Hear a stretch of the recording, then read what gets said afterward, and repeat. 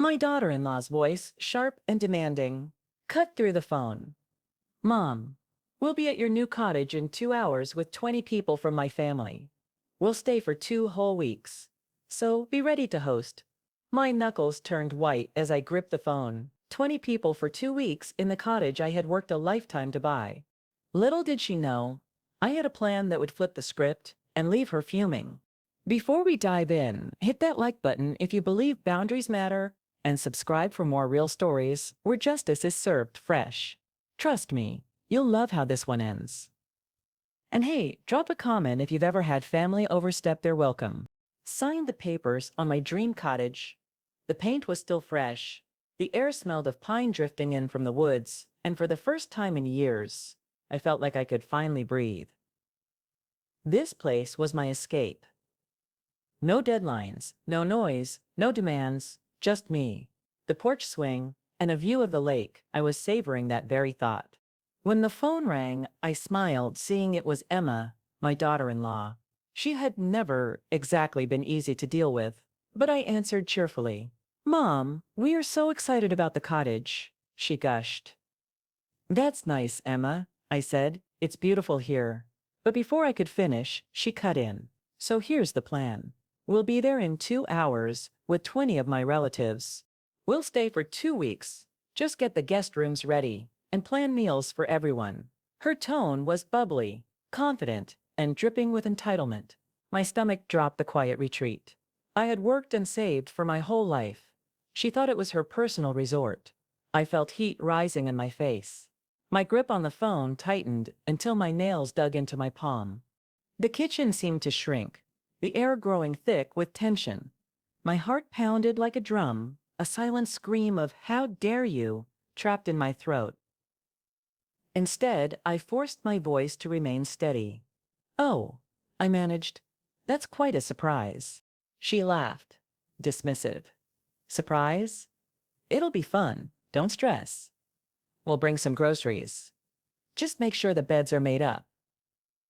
There was no question, no request, only a declaration, as if I were her personal innkeeper. When I finally hung up, I was shaking, not from fear, but from a simmering fury. For years, I had witnessed Emma's relentless bulldozing through family events. She divided her friends to my Thanksgiving without warning, dropped off the kids for me to babysit with zero notice, and now 20 people for 2 weeks at my brand new cottage. No, absolutely not. I took a deep breath, leaned against the counter, and let a slow smile creep across my face if she thought she could ambush me. She was in for a shot. I dialed Adam, my son Adam. I said firmly, "Did you know Emma just told me she's bringing 20 people here?" There was a pause. Mom, I'm sorry. I'll try to talk to her. No, I cut him off. You've tried before. This time, I'll handle it. And with that, I started planning. I called my neighbor Mike, a kind man who'd helped me fix a leaky roof last year. Mike, I said, want to help me christen the new cottage tonight? Bring a few friends, maybe a grill and some drinks. I'll cover the food. He chuckled. Count me in. 90 minutes. Perfect, I said, smiling to myself. By the time Emma's convoy of cars rolled up, the cottage was alive with laughter. Mike and his buddies were flipping burgers on the grill. A banner stretched across the porch. Welcome home. Folding chairs were scattered around the fire pit. Music floated on the summer breeze. Emma stepped out of her SUV, leading the pack of 20. Her face fell. What? What is this? She demanded, glaring at the crowd of my friends. Oh, Emma, I said sweetly. You're early. We're just having a little housewarming with some neighbors. Didn't Adam tell you I thought you were coming tomorrow? Must have been a mix-up. Her jaw tightened. Mom, I told you we're staying 2 weeks. I brought everyone. I tilted my head. Oh, honey, I don't have room for 20 overnight guests. There's barely enough space for me, let alone your entire family. You'll need to book a motel.